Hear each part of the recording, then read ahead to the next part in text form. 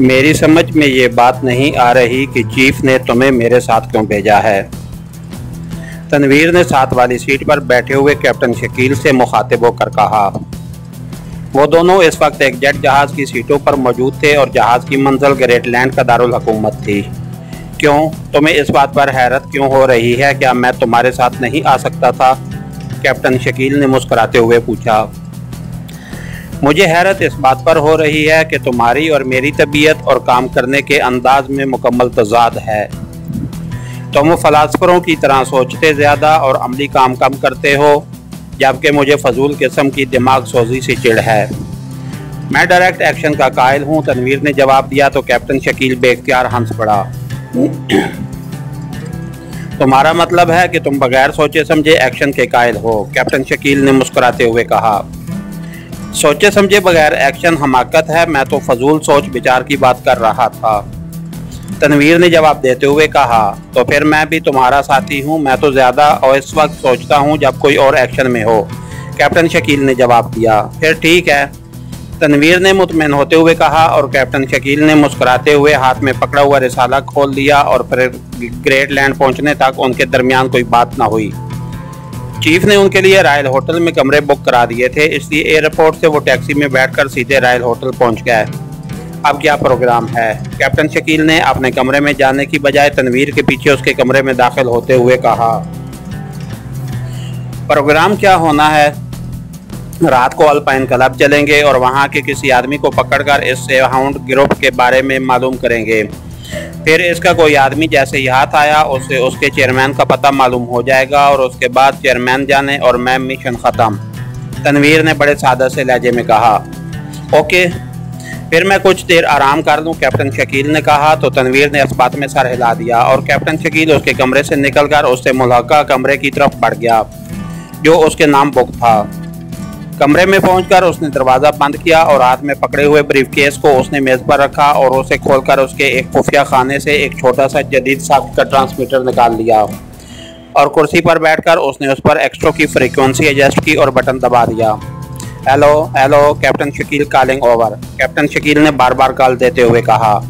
Yes over, दूसरी तरफ से चीफ की आवाज़ सुनाई दी, लेकिन चीफ ने अपना नाम कहने की बजाय सिर्फ यस कहा था, क्योंकि उसे मालूम था कि कैप्टन शकील ग्रेटलैंड से ही बात कर रहा होगा। सर, तनवीर ने मिशन के लिए जो प्रोग्राम बनाया है उससे मुझे इख्तिलाफ है, ओवर, कैप्टन शकील ने कहा। क्या प्रोग्राम बनाया है उसने, ओवर, एक्स्ट्रो ने पूछा तो कैप्टन शकील ने तफसील बता दी। तुम्हें उससे क्या इख्तिलाफ है, ओवर, एक्स्ट्रो ने पूछा। सर, इस तरह हम पहले ही कदम पर एक्सपोज हो जाएंगे और उसके बाद ग्रेटलैंड की सरकारी तंजीमों के साथ साथ हाउंड ग्रुप भी हमारे खिलाफ हरकत में आ जाएगा, जबकि आपका हुक्म था कि ये सब कुछ हम ज़ाहिर किए बगैर करें, ओवर, कैप्टन शकील ने कहा। तुम्हारे जहन में क्या प्लानिंग है, ओवर, एक्स्ट्रो ने पूछा।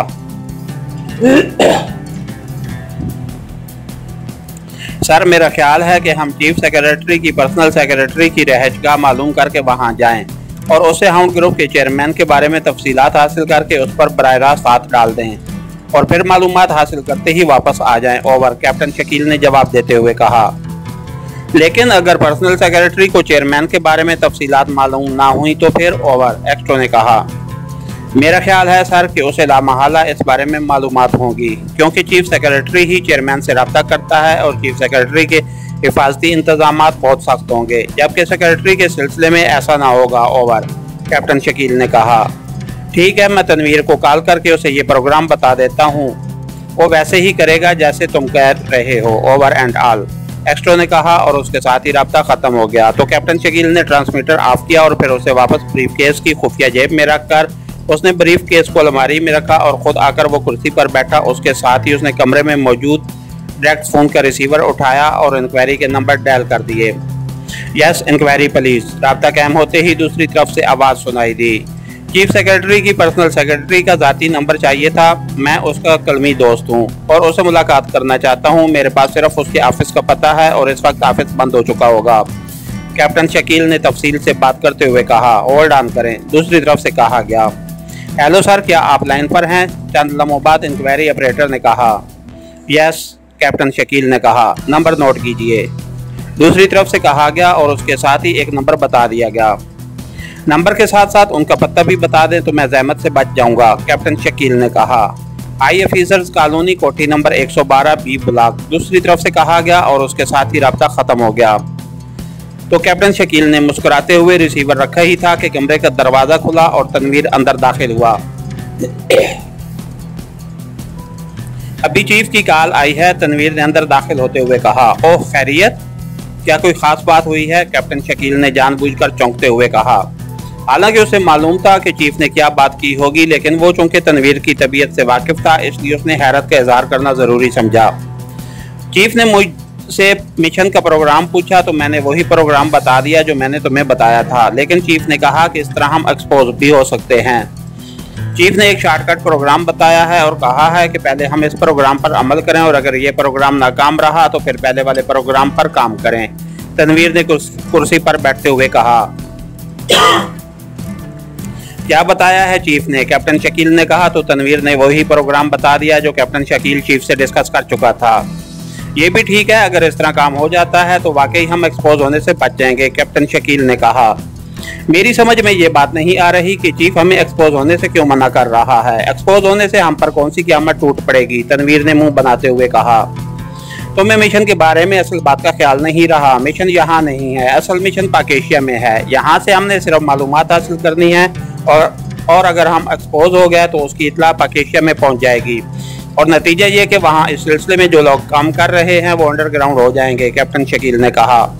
वहाँ अब क्या मिशन रह गया है? चीफ ने तो बताया है कि टेरी हाउंड हलाक हो चुका है और सदर ममलिकत के मिलिट्री सेक्रेटरी ने खुदकशी कर ली है। इस तरह वहाँ अब कौन रह गया है? अब तो सिर्फ ये मालूम करना है कि वो लोग किसे हलाक कराना चाहते थे। ये हम यहाँ से मालूम कर लेंगे, तनवीर ने कहा। यही तो अहम नुकता है कि सदर साहब के मिलिट्री सेक्रेटरी ने इस काम के लिए सदर साहब को इस्तेमाल किया है। उनकी आवाज़ में चीफ सेक्रेटरी से खुद बात की, उनकी तर्ज तहरीर और दस्तखतों की नकल करके सदर की तरफ से खत लिखा और टेरी हाउंड ने भी वहां पहुंचकर उस मिलिट्री सेक्रेटरी से ही मुलाकात करनी थी, क्योंकि जिस लड़की के हाथों टेरी हाउंड हलाक हुआ है उस लड़की ने बताया है कि टेरी हाउंड ने उसे बताया था कि उसकी आज रात को प्रेसिडेंट हाउस के एक आला ओहदेदार से मुलाकात तय है। इस तरह सारी साजिश का मेन किरदार बज़ाहिर वही मिलिट्री सेक्रेटरी ही लगता है, लेकिन जाहिर है मिलिट्री सेक्रेटरी किसी ऐसे आदमी को हलाक करने के लिए जिसकी हैसियत ऐसी हो कि हाउंड ग्रुप उस पर काम करे उसे ज़ाती तौर पर कोई फायदा ना उठा सकता था, इसलिए लामहल्ला उसकी पीठ पर कोई और लोग हैं और ये ऐसे लोग हैं कि जिन्हें ट्रेस होने से बचाने के लिए मिलिट्री सेक्रेटरी ने खुदकशी करके अपनी जान देनी ज़्यादा बेहतर समझा, कैप्टन शकील ने कहा। फिर हाउंड ग्रुप के चेयरमैन को कैसे मालूम होगा कि कौन लोग वहाँ काम कर रहे हैं, तनवीर ने मुँह बनाते हुए कहा।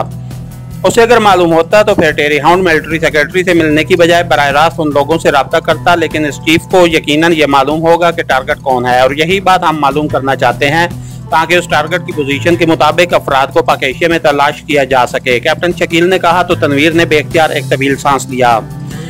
ठीक है, अब बात मेरी समझ में आ गई है कि चीफ क्यों हमें एक्सपोज होने से बचाना चाहता है। ओके, फिर अब क्या करें? पहले अब इस चीफ सेक्रेटरी की पर्सनल सेक्रेटरी को तलाश करें, तनवीर ने कहा। तो कैप्टन शकील बेख्तियार हंस पड़ा।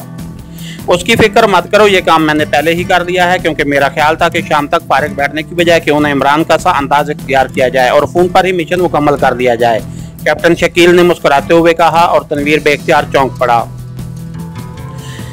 फोन पर कैसे मिशन मुकम्मल हो सकता है, क्या मतलब? तनवीर ने कहा। मैंने एक अमकानी बात की है, बाज़ औक़ात ऐसा भी हो जाता है। बहरहाल मैंने पर्सनल सेक्रेटरी का ज़ाती फ़ोन और उसकी रहजगाह का पता चला लिया है, कैप्टन शकील ने जवाब देते हुए कहा। अच्छा, वो कैसे? तनवीर ने पूछा। तो कैप्टन शकील ने उसे इंक्वायरी को फ़ोन करके उसे पूछ कर तफसील बता दी। तो फिर चलो उठो, बैठे क्यों हो, तनवीर ने उठते हुए कहा। पहले मालूम तो कर लें कि वो घर पर भी है या नहीं, और असल मसला ये है कि हमें उसका नाम तक मालूम नहीं है, कैप्टन शकील ने मुस्कुराते हुए कहा और उसके साथ ही उसने रिसीवर उठाया और नंबर डायल करने शुरू कर दिए। नंबर डायल करके उसने फ़ोन पीस में मौजूद लाउडर का बटन भी प्रेस कर दिया। यस, एक निस्वानी आवाज़ सुनाई दी। Miss Margaret personal secretary to chief secretary की रहशगाह है ये, कैप्टन शकील ने कहा। मिस मार्गरेट वो कौन है? चीफ सेक्रेटरी की पर्सनल सेक्रेटरी तो बस मैं हूँ और मेरा नाम मोरीन है। आप कौन साहब हैं? दूसरी तरफ से हैरत भरे लहजे में कहा गया। ओह वेरी सॉरी, शायद मुझे गलतफहमी हो गई है। मेरा नाम गिलाड है और मेरा ताल्लुक क्रीमिया के स्टेट डिपार्टमेंट से है। मैंने चीफ सेक्रेटरी साहब से सरकारी तौर पर इंतहाई अहम मुलाकात करनी है, लेकिन मैं चाहता हूं कि उनसे मुलाकात से पहले आपसे मुलाकात कर लूं, आपको भी माली फ़ायदा पहुंच जाएगा। और मुझे भी चीफ सेक्रेटरी साहब से बातचीत करने के लिए पॉइंट्स मिल जाएंगे, कैप्टन शकील ने कहा। इस सिलसिले में ये मुलाकात होनी है, चीफ सेक्रेटरी साहब के शेड्यूल में तो ऐसी कोई मुलाकात मौजूद नहीं है, मोरिन ने हैरान होते हुए कहा। इसीलिए तो दांस्ता शेड्यूल में उसे नहीं रखवाया गया ताकि पहले आपसे मुलाकात हो जाए। ग्रेटलैंड और क्रेमिया के दरमियान होने वाले एक अहम सरकारी मुआहदे के सिलसिले में ये मुलाकात होनी है। आपको $10,000 नकद मिल सकते हैं, कैप्टन शकील ने कहा। आप मुझसे क्या मालूम करना चाहते हैं, मोरिन ने कदरे सख्त लहजे में कहा। सिर्फ चीफ सेक्रेटरी के मिजाज, उनके मूड और उनके रख रखाव के बारे में बातें करना चाहता हूँ, क्योंकि मैं चाहता हूँ कि चीफ सेक्रेटरी साहब के मूड और मिजाज के मुताबिक ही उनसे बातचीत हो सके, कैप्टन शकील ने जवाब दिया। सरकारी मामलात में मूड और मिजाज तो कोई नहीं देखा करता, आप खुलकर बात करें, आप बड़ी मुबहम सी बात कर रहे हैं, मोरिन ने कहा। खुलकर भी बात हो जाएगी, आप मुलाकात का वक्त तो दें, कैप्टन शकील ने जवाब दिया। आप कहां से बात कर रहे हैं, मोरिन ने पूछा। रॉयल होटल से, कैप्टन शकील ने कहा। रॉयल होटल के किस कमरे से, मोरिन ने पूछा। अभी मैंने कमरा नहीं लिया, मैं तो यहाँ लंच करने आया हूँ, अगर आप कहें तो कमरा भी ले लेता हूँ। वैसे मुझे खाना तो रॉयल होटल का पसंद है, जबकि रिहाइश के लिए मुझे ज़ाती तौर पर ग्रैंड होटल पसंद है, कैप्टन शकील ने जवाब देते हुए कहा। तो आप ऐसा करें कि यहाँ मेरी रिहाइशगाह पर ही आ जाएं, हाई ऑफिसर्स कॉलोनी में, मोरिन ने कहा। मिस मोरिन, हो सकता है कि आपकी रिहाइशगाह पर मुलाकात को अच्छी नज़रों से ना देखा जाए, इसलिए बेहतर यही है कि आप अपनी रिहाइशगाह की बजाय किसी और मुनासिब जगह का वक्त दे दें। इस तरह मामला ज़्यादा आसानी से तय हो जाएंगे। मेरी तरफ से जगह की कोई पाबंदी नहीं, आप जहां चाहें मुलाकात हो सकती है, कैप्टन शकील ने कहा। ओके, फिर आप ऐसा करें कि 1 घंटे बाद नेशनल गार्डन में वाक़ जॉर्ज क्लब में पहुंच जाएं। मैं रात को वहीं बैठती हूं, आप जिससे भी कहेंगे वो आपको मुझ तक पहुंचा देंगे, मोरिन ने कहा। Okay, thank you, captain Shakeel ने कहा और उसके साथ ही उसने रिसीवर रख दिया। जरूरत से ज्यादा ही होशियार बन रही है, तनवीर ने मुंह बनाते हुए कहा। असल में हमारे पास कोई वाज़ह लाइन ऑफ एक्शन न थी, इसलिए हमारी बातें मुबहम सी थी। बहरहाल आप हमें मेकअप कर लेना चाहिए, कैप्टन शकील ने कहा।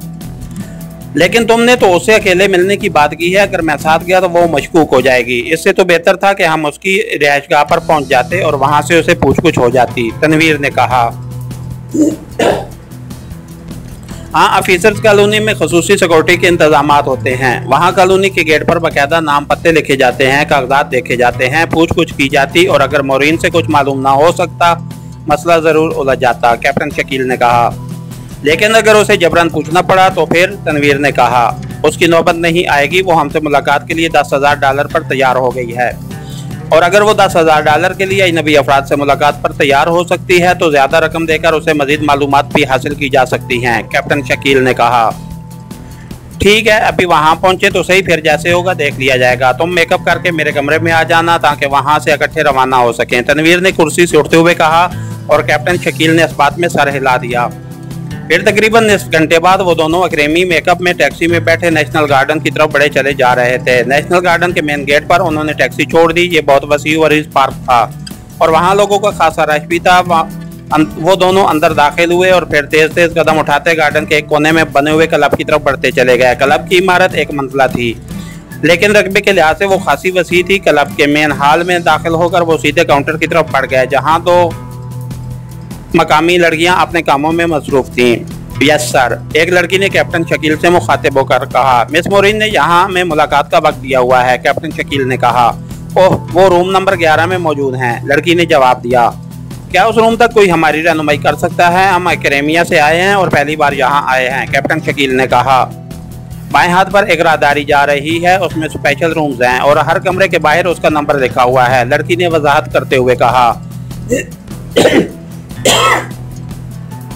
शुक्रिया, कैप्टन शकील ने कहा और फिर वो दोनों तेज तेज कदम उठाते उस राहदारी की तरफ बढ़ते चले गए। तुम्हारा मसला हल हो गया, अलहदा कमरे में मुलाकात हो रही है, कैप्टन शकील ने मुस्कुराते हुए कहा तो तनवीर ने इस बात में सर हिला दिया। कमरा नंबर 11 राहदारी के तकरीबन आखिर में था। कमरे का दरवाजा बंद था। कैप्टन शकील ने दरवाजे पर दस्तक दी। कौन है? अंदर से मोरिन की ही आवाज सुनाई दी। मैं गिलार्ड हूँ मिस मोरिन, कैप्टन शकील ने कहा। यस, कम इन प्लीज, अंदर से कहा गया तो कैप्टन शकील दरवाजे को दबाया तो दरवाजा खुलता चला गया और कैप्टन शकील और उसके पीछे तनवीर अंदर दाखिल हुआ। कमरे में 4 कुर्सियां और एक मेज मौजूद थी। एक कुर्सी पर एक उधेड़ उम्र औरत बैठी हुई थी। वो दोनों को अंदर आते देखकर बेख्तियार चौंक पड़ी। मेरा नाम गिलाड है और ये मेरा साथी है state department chief officer Arnold, captain Shakeel ने मुस्कुराते हुए कहा। ओह अच्छा, लेकिन पहले तो आपने इनका जिक्र नहीं किया था, मोरीन ने उठकर मुसाफे के लिए हाथ बढ़ाते हुए कहा। ओह अच्छा, सॉरी, ख्याल नहीं रहा होगा, कैप्टन शकील ने मुसाफा करते हुए कहा। और फिर तनवीर ने भी बड़ी बेदिली के से अंदाज में मुसाफा किया। क्योंकि वो दोनों इस वक्त एक्रेमियन मेकअप में थे, इसलिए उन्हें मजबूरन मुसाफा करना पड़ा था। तशरीफ रखें, आप क्या पीना पसंद करेंगे, मोरीन ने कहा और अपनी कुर्सी पर बैठ गई। इस वक्त हमारे पीने पिलाने का मूड नहीं है, आपका बेहद शुक्रिया, कैप्टन शकील ने कहा और साथ ही उसने जेब में हाथ डाला और $10,000 के नोट निकालकर उसके सामने मेज पर रख दिए। मिस मोरीन, हम आपका ज्यादा वक्त नहीं लेना चाहते और आप साफ बात करें कि अगर आप $10,000 हासिल करना चाहती हैं तो सिर्फ ये बता दें कि हाउंड ग्रुप का चेयरमैन कौन है और कहाँ रहता है, कैप्टन शकील ने इंतहाई संजीदा लहजे में कहा। तो मोरीन बेख्तियार उछल पड़ी। क्या मतलब? मुझे किसी ग्रुप के बारे में क्या इल्म हो सकता है, आप कैसी बातें कर रहे हैं, मोरीन ने कहा। ये रकम ज्यादा भी हो सकती है बशर्ते कि आप दुरुस्त मालूमात दे दें, और ये भी गारंटी देते हैं कि आपका नाम कभी सामने नहीं आएगा, कैप्टन शकील ने कहा। आपको इससे क्या काम है, मोरीन ने चंद लम्हे खामोश रहने के बाद कहा। इस बात को छोड़ें, ये आपके मतलब की बात नहीं है और ना ही आपको इस बारे में जानना चाहिए, क्योंकि आप जितना कम जानेगी उतना ही फायदे में रहेंगी, कैप्टन शकील ने कहा। आई एम सॉरी मिस्टर, इस बारे में कुछ नहीं जानती, आप जा सकते हैं। मिस मोरीन का लहजा जकलख्त इंतहाई सख्त मोराना हो गया। ओके, आपकी मर्जी, आओ आर्नल्ड, कैप्टन शकील ने $10,000 उठाकर जेब में डालते हुए कहा और कुर्सी से उठ खड़ा हुआ। तनवीर भी उठ खड़ा हुआ। अगर आप बता दें कि आपको उससे काम क्या है तो हो सकता है कि मैं इस सिलसिले में आपकी कोई मदद कर सकूं, मोरीन ने होंठ चबाते हुए कहा।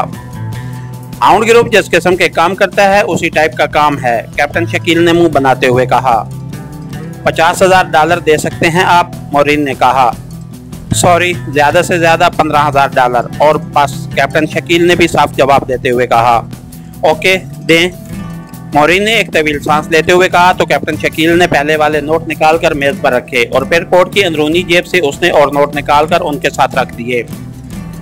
एक बात ध्यान में बिठा लें मिस नोरीन कि अगर आपने गलत बयानी की तो फिर आप खुद जिम्मेदार होंगी, क्योंकि जो लोग रकम देना जानते हैं वो बहुत कुछ कर सकते हैं, कैप्टन शकील ने कहा और दोबारा कुर्सी पर बैठ गया। पहले आप हल्फन कहें कि मेरा नाम सामने नहीं आएगा, क्योंकि जो कुछ मैं आपको बताने जा रही हूँ वो टॉप सीक्रेट है, लेकिन इन दिनों मुझे रकम की अशद ज़रूरत है, इसलिए मैंने हामी भर ली है, मोरीन ने कहा।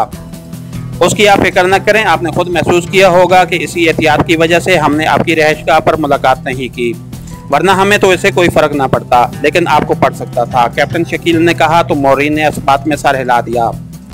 तो फिर सुने, हाउंड ग्रुप का चेयरमैन मैकार्टू है, लॉर्ड मैकार्टू, जो ग्रेटलैंड के हाउस ऑफ लॉर्ड्स का मेंबर भी है और उसकी सबसे बाइख्तियार कमेटी जिसे इंतजामी कहा जाता है का चेयरमैन भी है। उसकी रहायशगाह लारे रोड पर मैकार्टू हाउस के नाम से मशहूर है, मोरीन ने कहा। वैसे लॉर्ड मैकार्टू क्या करता है, मेरा मतलब है बज़ाहिर कोई काम तो करता होगा, कैप्टन शकील ने कहा। नहीं, कोई काम नहीं करता, बस अपनी वसीउ अरीज रहायशगाह में बैठकर हाउंड ग्रुप को कंट्रोल करता है, मोरीन ने जवाब देते हुए कहा। उसका फ़ोन नंबर, कैप्टन शकील ने पूछा। तो मोरीन ने फ़ौरन ही फ़ोन नंबर बता दिया। आखिरी बार कह रहा हूँ कि अब भी वक्त है, आप सोच लें, अगर आपकी मालूमात गलत साबित हुई तो इसका नतीजा बहुत बुरा निकलेगा, कैप्टन शकील ने कहा। मैंने जो कुछ आपको बताया है वो 100% दुरुस्त है, लेकिन लॉर्ड मैकार्टू खुद कभी तस्लीम नहीं करेगा कि उसका कोई ताल्लुक हाउंड ग्रुप से है, वैसे वो सिर्फ अहकामात देता है, असल काम उसके वसीओ और इस ग्रुप के आदमी करते हैं, मोरीन ने कहा। इसके ग्रुप के किसी खास आदमी का नाम, कैप्टन शकील ने कहा। हाँ, एक नाम अक्सर चीफ सेक्रेटरी साहब और लॉर्ड के दरमियान होने वाली गुफ्तगू में आता रहता है और वो नाम है रूपर स्कॉट। ये आदमी शायद हाउंड ग्रुप के फॉरेन सेक्शन का इंचार्ज है और जहाँ तक मेरा अंदाजा है रूपर स्कॉट अल्पाइन क्लब का चीफ मैनेजर है, क्योंकि एक बार चीफ सेक्रेटरी साहब ने ये बात की थी कि क्यों ना वो बराह रास्त रूपर स्कॉट से अल्पाइन क्लब में बात कर लें। वैसे हो सकता है ऐसा ना हो, लेकिन मेरा अंदाजा है कि ऐसा ही होगा, मोरीन ने कहा। थैंक यू मोरीन, अब तुम सब कुछ भूल जाओ, सब कुछ, कैप्टन शकील ने नोट मोरीन की तरफ बढ़ाते हुए कहा और उठ खड़ा हुआ। उसके साथ ही तनवीर भी खड़ा हो गया और फिर वो दोनों तेज तेज कदम उठाते हुए कमरे से निकलकर राहदारी में आए। फिर थोड़ी देर बाद वो जॉर्ज क्लब से निकलकर गार्डन के मेन गेट की तरफ बढ़े चले जा रहे थे। अब क्या ख्याल है तनवीर, हमें क्या करना चाहिए? लॉर्ड के पास जाना चाहिए या उस रोड पर स्कॉट के पास, कैप्टन शकील ने कहा।